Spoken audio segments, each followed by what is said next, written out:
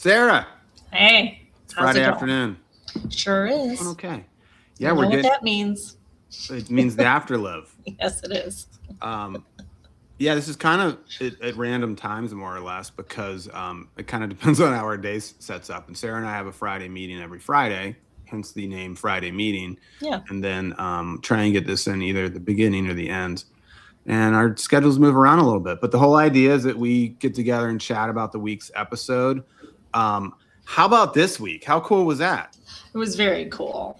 It's so nice. Noor is like so complimentary. She's obviously used to speaking like at she's what marketing or brand awareness type of thing. So she's used to speaking and she's always just so poised and positive. And it's just so nice to hear her say those kinds of things about LivCo and her experience.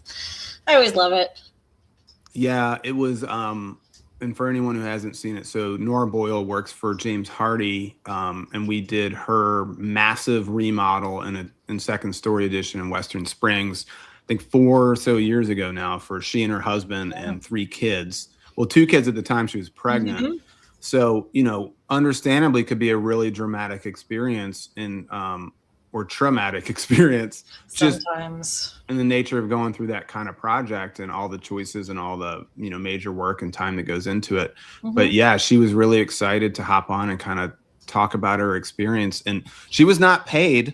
Like, that was I literally, it know. was like the I know. nicest stuff. It was so great, and that's really what we strive for, is even when the project's over, even that close, that you're excited to move in and then maybe have us over for a glass of wine, and Yeah. then years later still want to chat with us about it and how exciting the space still is for you, and as the kids grow throughout, and see how you experience the space differently over the holidays and all that is just really cool. I thought it was Yeah. beautiful. It was great. It was great. And she went through every single aspect of the process, through the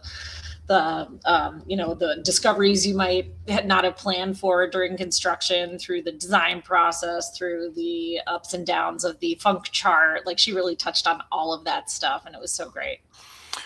And I didn't even bring it up. She brought it up because for whatever reason, I didn't fully remember. National, regional, and Mhm. local Design awards, design, Neri. Remodeler of the Year awards. So Yeah. pretty significant, well deserved. It's a very cool project, and they leaned in on it. I think she said fall forward. She's like, we fell Yes. forward, right? Yes. Yes. And after interviewing 12 different companies, some contractors, some architects, some design build, Hmm. she was a testament to the power of the 30-minute video call with Dave. And How good did that feel, Dave? it felt pretty good, right? I mean, a lot of people think I'm crazy for doing it, but the whole idea is not necessarily to sell you a project, because I don't know what it is yet.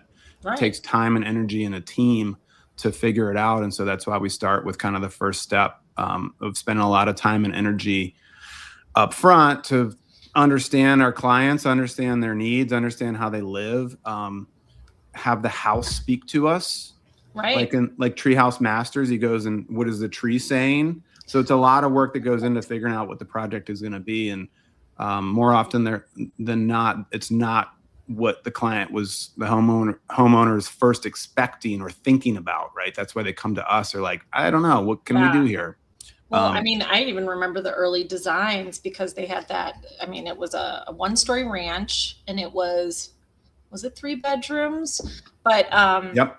when we knew we were going to be adding a second floor naturally, just with like the constrictions on their lot and things like that, we really didn't want to try expanding too much. So naturally we wanted to stack the stair to the second floor over the basement stair, and we came up with a decent plan, right? It was like working.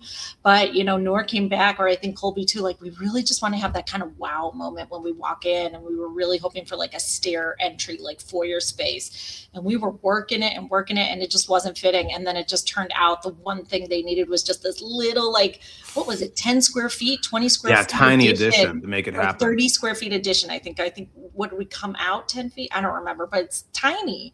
And sometimes, like, it's not the best bang for your buck. It's those little things are expensive with the concrete and all those things, but it is just what that space needed to breathe just a little bit, to get that stair in there. And man, it's a gorgeous stair. It's a gorgeous entry space when you come in. Yeah, no, absolutely. I'm glad they sprung for that. And then we had it changes the front of the house as well. It gives Totally. the opportunity to create a whole different vertical massing element.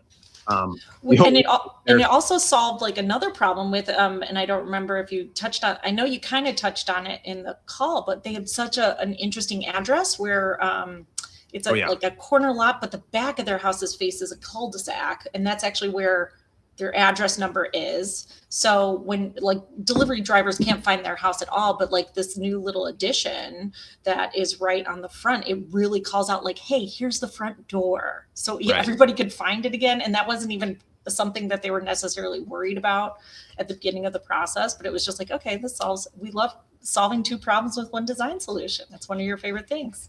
Absolutely. Yeah. And then we talked about it a little bit, but we also did her mother's house in Hinsdale. Yeah. Which was vastly different in the fact that it was a townhome. Mm-hmm. So there's not a whole lot we can do to the exterior without a lot of approval. Zero. We couldn't do anything. We couldn't do absolutely nothing. The only thing we did was a new, we had to patch the roof for the new the hood vent. That was it. That's right. We had to do a little bit of roofing on that. Yeah, and then that's it. We took, in the townhome, we took the kitchen from one side to the other. Yeah. Completely flipped the plan around. Yep.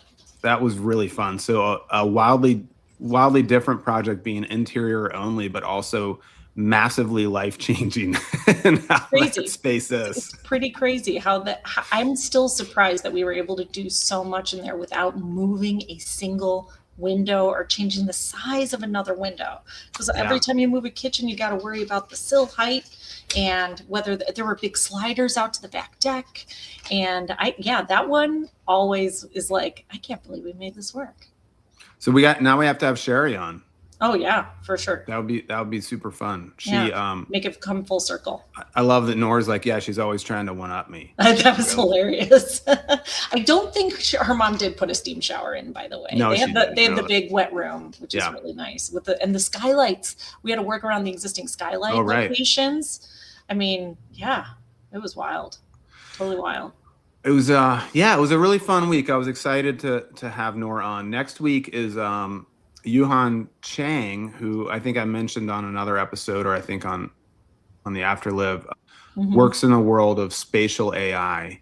And so I met him at the Builder Show after my talk, and we kind of dug into it a little bit and the limitations of AI and understanding spatial relationships. And he's dealt with it in the world of sports technology.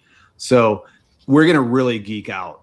Okay. I mean, I'm just going to have a blast. I really want to dig in. It might be some really cool thought processes, or I'll just walk away really confused. But I just to connect the dots on that episode and then to Noor's episode, I got a really nice text from my mom last night. Yeah. My #1 fan. That's nice.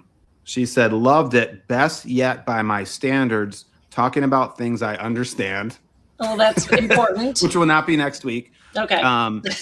And fun that she was so impressed with what you did and how you did it. Aww. And the relationship between the architect, builder, and client, and the value of your model. Exclamation point. You should use some of her comments in your ads. 3 exclamation points. And she was charming also and believable. So charming. Charming.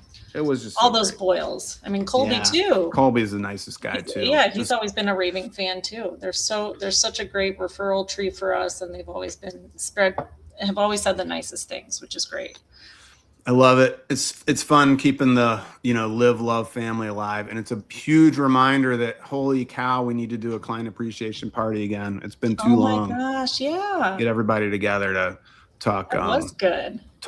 Talk horror stories and how we overcame them for the better. Yeah. Awesome. We got 30 seconds left. We're going to be under 10 minutes. Anything else to add, Sara?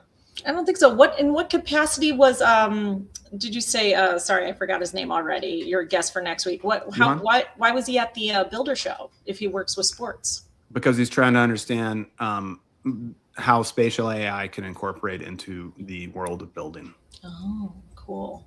Yeah. Very cool. It's big time stuff. All right. So did he develop software? Oh, wow. Okay. For sports analysis. Yeah.